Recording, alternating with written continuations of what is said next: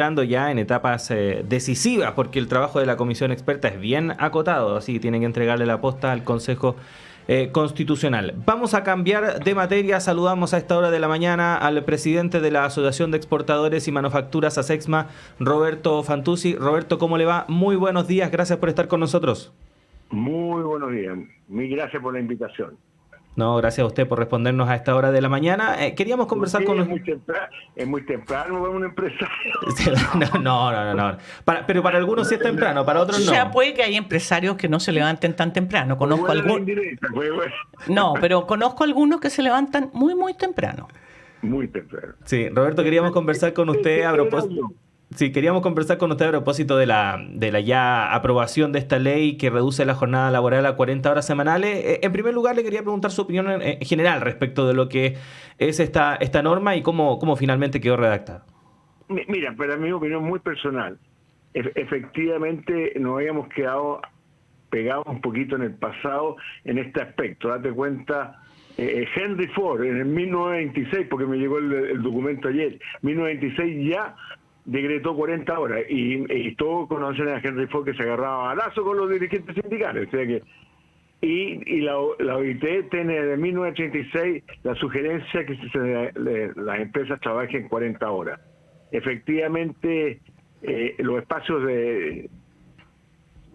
para el capital humano, para que sea efectivo, para que descanse, para que sea productivo, no puede estar trabajando 90 horas, te estoy exagerando, porque con 90 horas no va a tener productividad, va a tener puro cansancio. Y en nuestro país las 45 horas ya era un poquito del pasado. Hay dos países del mundo, creo que tiene México y otro más, países desarrollados, pero todo Europa tiene 40 horas. Sí, incluso menos de 40 horas en algunos países europeos. Francia y Holanda. Claro. Francia tiene 35 y Holanda 32. Entonces, y más aún, si vamos a la inteligencia artificial, que muchas cosas lo van a hacer los robots, va a ser otro el concepto de empresa. Y siempre a mí como persona me ha chocado mucho el asunto de tener bajas remuneraciones como factor de competitividad. No puede ser la competitividad lograda con sueldos bajos. Es flor de un día. Tú ves que los países que han tenido ese problema, el caso de China, China era reconocido por sueldos bajos y hoy día se han ido recuperando y efectivamente hay muy buenas rentas. ¿Pero por qué? Porque han ido incorporando valor agregado y nosotros estamos haciendo justo lo contrario. Cada vez exportamos más productos primarios. Tú ves que el litio, producto primario, ¿verdad? Cobre, productos primarios. La fruta, productos primarios. Que si la fruta fuera exportada en conserva, te creo, ya. Pero todo un éxito, ¿eh? Aplauso, cerrado. Pero no vamos a resolver el problema que la economía tiene que estar al servicio del hombre y no al revés. Date cuenta, ¿cómo tú vas a mejorar un salario mínimo de 500 si sigues exportando puros productos primarios? Si tienes que exportar valor agregado. Y por último, para una reflexión, date cuenta, vamos a tener 1.200.000 alumnos fuera trabajando, ¿verdad?, de las universidades. Yo le hago la pregunta a usted, ¿este país ha creado actividades para absorber a esos trabajadores con conocimiento? No para hacer para mover muebles, no, con conocimiento, ¿verdad? No. Entonces pueden terminar en el Uber y tú crees que ese padre que financió a ese niño por tantos años en la universidad no sabe sentirse desilusionado que su hijo esté en esa condición. No estoy nada diciendo que el Uber sea malo, ¿eh? Lo único que estoy diciendo es que ese joven ya de 20, 21 años estudió para otra cosa. Roberto, usted acaba de tocar varios temas que tienen que ver, por ejemplo, con la relación entre agregar valor, ¿no es cierto?, a la productividad y el nivel de los salarios. Ha dicho además que el nivel de que el tema de las 40 horas no tiene necesariamente que ver con el tema de las remuneraciones y los salarios. Y a propósito mencionó también la inteligencia artificial, que en el futuro augura que muchos de las actividades o de las funciones que cumplen personas van a ser reemplazadas. ¿Quién está, y mi pregunta va a esto, quién o quiénes en nuestro país están pensando, están planificando y están proponiendo una nueva alternativa para esos temas? Mira, nosotros lo hemos contemplado en varias oportunidades y la verdad que nuestros resultados han sido cero. Discutamos las 40 horas. Hoy día mucho, no mucho. Un porcentaje significativo, casi del 20%, son trabajo híbrido, o sea que son horas en oficina y horas fuera de la oficina. Incluso hay muchas empresas que hoy día tienen menos escritorios que trabajadores, porque contemplan que el trabajador no va a estar todo el día, sino que va a estar en su casa, etcétera, etcétera. Eso no está contemplado en la ley. La AFP, yo digo AFP por decir un término, las pensiones, ¿están contemplados la cultura del millennial? Tú sabes que el millennial de cada 4 o 5 años se va fuera del país, y yo lo hallo de justa razón. No estoy diciendo que todos los trabajadores millennials se van fuera del país, pero un porcentaje interesante, ¿verdad? Y es bueno que así sea, porque algunos empresarios hacen la crítica que es pérdida de fidelidad. No, ojalá que viaje, porque cuando las personas viajan, adquieren un capital que es imposible tenerlo en el escritorio. Es imposible. Entonces, tú lo tienes contemplado, esas lagunas. Se calcula que en 40 años, teóricamente los millennials van a tener 4 lagunas. Todas esas cosas hay que discutirlas anticipadamente. Por ejemplo, un tema que no tiene nada que ver con esto. Cuando yo veo la franja, veo una franja que se está discutiendo de un país de hoy, no un país de 40, 50 años, si la Constitución es para eso, para echarle tierra a la antigua y ver plantas nuevas, no las mismas cuestiones. Uh-huh. Ahora, Roberto, esta necesidad de modernizar, ¿no?, una serie de actividades y de formas de abordar lo que es la sociedad por parte de toda la comunidad en su conjunto, dista mucho de algunas posturas que, por ejemplo, se expresaron en el debate de estas 40 horas, porque hubo no pocos legisladores que, incluso votando a favor, expresaban sus reparos respecto de los impactos que este proyecto pudiese tener en el empleo, en la productividad, muy en la concepción que se tiene, ¿no?, respecto de la relación trabajo, cantidad, productividad, ¿no?, que no necesariamente es así. ¿Cómo ve eso? Porque efectivamente se echa de menos una mirada más audaz a la hora de plantear los debates por parte de algunas autoridades. Estoy preocupado del tema en dos aspectos. El primer aspecto, que está quedando la sensación, y me di el tiempo de salir a la calle y conversar con algunas personas, todos creen que las 40 horas va a ser mañana, exagerando la nota. No, el próximo año va a ser todo de 44. Si esto es gradual hasta el 2028, son 5 años que se va a adecuar el sistema de 45-40. Eso y como se habla siempre que el proyecto de las 40, mucha gente cree que la próxima semana va a trabajar menos horas. No va a ser así. Yo creo que hay que corregir esa comunicación del gobierno. Hay implícito un error comunicacional, ¿verdad? Segundo, la productividad. A mí eso, te prometo, me da una rabia. Y no por defender a los trabajadores. Mira, cuando yo escucho a un señor que es presidente de la productividad y dice, en Chile la productividad del trabajador chileno es bajísimo comparado con la de los alemanes. Por supuesto, ¿cómo no hacer? Pues si los alemanes llevan en su mochila ¿cuántos años de estudio? ¿Cuántos años de estudio ya en el mundo digital? ¿Cuántos años del sistema dual, que es el tiempo compartido entre el trabajo y los estudios? Que eso en el fondo es un compromiso adquirido entre empresa y el mundo educacional. A mí me da vergüenza decir, es culpa nuestra, es culpa nuestra. Date cuenta que el 50% de los chilenos no saben interpretar lo que leen. Saben leer, que son dos cosas distintas, ojo. Si yo le entrego a una persona un instructivo sobre una máquina específica, va a saber leerlo, pero no va a saber interpretarlo. Y eso no es culpa de él, es culpa nuestra, de la educación que le hemos entregado. Por favor, no responsabilicemos al trabajador, sino que responsabilicémonos la política que tuvimos. Fíjate que en Chile existe una ley del CENSE, yo no sé si ustedes la han escuchado, ¿verdad? Que la empresa tiene un derecho del 1% de las remuneraciones disponibles de destinarlo a capacitar trabajadores. Así es. ¿Tú sabes cuánto se usa de eso?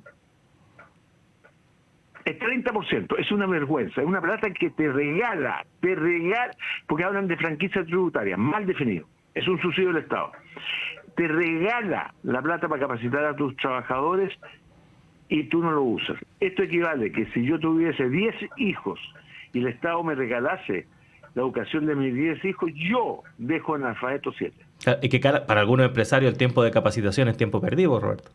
Pero mira, yo hice yo estoy un poquito viejo, eso sí, hace unos bastantes años atrás hice una encuesta y la respuesta era: si capacito se me va, si capacito me forman sindicatos, si capacito me piden aumento de remuneraciones. De la época de la esclavitud, si estamos en el mundo del conocimiento. ¿Cómo al trabajador lo que tiene que inyectarle conocimiento? Y en los países desarrollados, la plata de la capacitación es para la reconversión del trabajador, es reconvertir permanentemente al trabajador. Fíjate que como testimonio, yo estuve en Alemania y entré en una fábrica de motores, y habían como un galpón entero de cabros chicos. Cabros chicos le llamo 15 y 6 años, que teóricamente estaban dentro del sistema dual, ¿verdad? Que es el tiempo compartido, que ha dado excelentes resultados en Alemania. Y yo le pregunto al alemán, al dueño de la fábrica: oye, ¿qué hay que hacer con todos estos muchachos? Eran como 100. Bueno, el 15%, el 10% quedan en nuestra empresa y los otros nosotros se lo entregamos a los alemanes, a Alemania. Eso me gustaría escucharlo también en nuestro país. Yo soy bien honesto.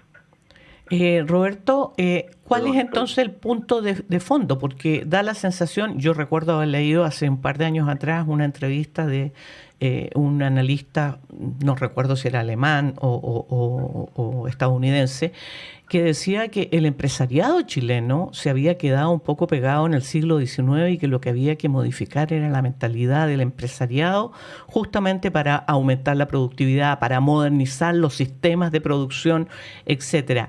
¿Cómo, si eso es así, cómo se cambia esa mentalidad? Porque el empresariado surge de aquí, de nuestro propio país. Efectivamente hay empresarios que vienen del extranjero, pero la mayor parte de los empresarios son chilenos. ¿Qué es lo que nos pasa entonces? Oye, comparto plenamente lo que dijo el alemán. Y se dio lamentablemente en la discusión de la reforma tributaria que se votó en contra, ¿verdad? En el fondo vamos a discutir una reforma tributaria de aquí a 2 años. Mira, y aprendí un término que yo lo desconocía, y tengo dislexia, si me equivoco, ustedes me corrigen. Procrastinación. Así es.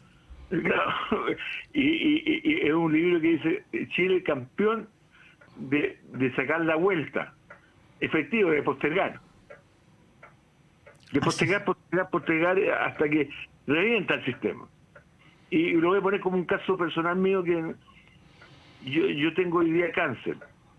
¿Y por qué tengo cáncer? Por culpa mía. Si nunca me hice el examen. Tenía 75 años cuando me hice el examen. Postergué. Procrastinación. Creí que se va a resolver el problema solo. No se va a resolver el problema solo. No. Tenemos que invertir. Y tenemos que tener un mundo de gremios que no participen tanto en política. Yo estaba leyendo ahora recién un diario y que asociaciones gremiales se retiran de la discusión de la discusión tributaria que se está planteando nueva, ¿verdad? Pues si los gremios están para cuando el gobierno nos cite, tenemos que ir a las reuniones y conversar de que si no el tema no lo ponemos nosotros, si nosotros no somos gobierno. Nosotros podemos opinar como todo ser humano y gremialmente también, y poner nuestra fuerza, pero no imponer que se discutan los temas nuestros, sino que tienen que discutir el tema, lo tiene que poner el mundo político. No confundamos nuestras actividades, no confundamos el rol que debemos jugar dentro de la sociedad.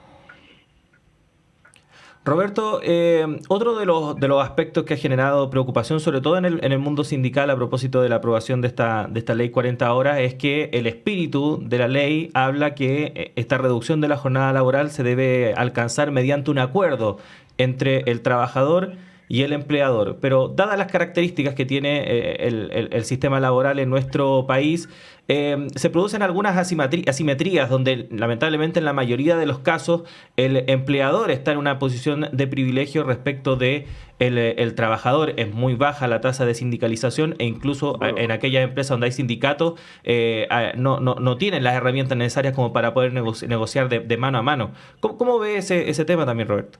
Mira, yo no lo hallo tan bajo, efectivo, porque ellos, para determinar que el 8% del universo de trabajadores tienen derecho a sindicalizarse, la cifra es la correcta, pero el cálculo está mal hecho porque no es el universo, porque tú tienes que eliminar el sector público, hay sectores que no tienen el mismo derecho a operar dentro del sistema del trabajo. No importa, esa es otra discusión, ¿eh? Pero supongo que llegáramos al 18 o 20%, también no es muy alto. Y hoy día lo segundo, lo que se transa antes, ¿por qué se llamaba mano de obra? Porque la persona movía cajones, movía el saco, etcétera. Hoy día se habla de capital humano. Cambió el concepto, el ejercer la fuerza dejó de ser importante y aplicar el conocimiento es lo que hace que las empresas sean más eficientes, efectivas, etcétera. Yo creo que ahí tenemos como debilidad un país que no nos sentamos a la mesa a conversar en todo orden de cosas. En el mundo de la empresa también requerimos sentarnos con los trabajadores, conversar con los trabajadores. Mira, yo nunca se me va a olvidar. En una oportunidad, muchos años atrás, yo eché un trabajador en Fantuse, yo me acuerdo. Y mi papá me dijo, no lo tenéis que echar, estáis equivocado.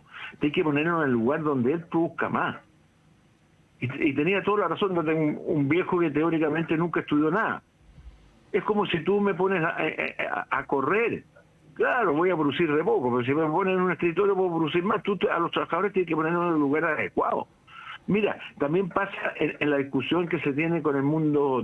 Ahí sí que yo tengo una diferencia con el mundo de los discapacitados. Yo creo que, tú sabes que todas las empresas que tienen más de 100 trabajadores, el 1% tiene que ser discapacitado. No sé si eso. Sí. Yo estoy en contra de eso porque yo creo que el discapacitado, uno como empresario no le está haciendo un favor al discapacitado. El discapacitado te está haciendo un favor a ti. Fíjate que nosotros alcanzamos a tener como 15 discapacitados. Increíble cómo aumenta la productividad. Se pone la gente más solidaria, más cooperadora. Y si tú pones a un discapacitado en un labor específico, tiene un rendimiento muy superior al que la persona que tiene que movilizarse, por ejemplo. Entonces, ese tipo de discusión lo tenemos que tener, tenemos que conversar, tenemos que dialogar. Y no lo veo yo, por ejemplo, lamentablemente la CUT antes uno sabía el presidente, hoy día desconozco el nombre porque recién cambió, porque antes era la Bárbara Figueroa, pero cada uno tiene que cumplir su rol. Y a mí los empresarios, como yo, en el caso particular mío, yo me dejaría a un lado un poco la discusión de carácter político, porque por ejemplo en la discusión del tributaria, tú sabes que está la justicia tributaria se mide horizontal y vertical, ¿verdad? Cuando es vertical, los que ganan más pagan más. Y la horizontal, que los que ganan igual pagan exactamente lo mismo. En el caso de la vertical, cuando está en el eje de la parte superior, ¿qué hace el empresario? Amenaza que se va. Cuando dicen que se empiezan a subir, no sé si vamos a sacar la platita. Sí, vamos a irnos de aquí, dicen. Claro. Amenaza. Y a mí me da rabia porque mi papá fue obrero, fue un origen de migrantes, sí, esa es la verdad. Oye, todo lo que se hizo aquí en Chile. Si este es un paraíso, este país es un paraíso de la inversión. Por favor. Esos ejemplos son pésimos porque quedamos como personas que lo único interés es el dinero. No. Estamos aquí en Chile y tenemos que hacer las peleas aquí en Chile, las peleas no peleas de agresiva, de combo, de violencia, no, las peleas de ideas. Roberto Fantuzzi, presidente de ASECMA, pero además un antiguo dirigente del mundo empresarial. Lamentablemente se nos hizo cortito el tiempo. Siempre se hace corto conversar porque siempre es un gusto conversar de todas maneras con usted, así que le agradecemos muchísimo que haya estado esta mañana con nosotros. Que tengan un buen día. Muchas gracias, Roberto. Chao. 8 de la mañana con 2 minutos. Hacemos una pausa en esta primera edición de Radio Análisis, pero siga junto a nosotros. En breve llega nuestro director Patricio López. Y Juanita, ya nos reencontraríamos, en mi caso, contigo el lunes. Pero yo estoy tú vas aquí a estar mañana acá, puntual a las 7. A las 7, de todas maneras. Nos vemos.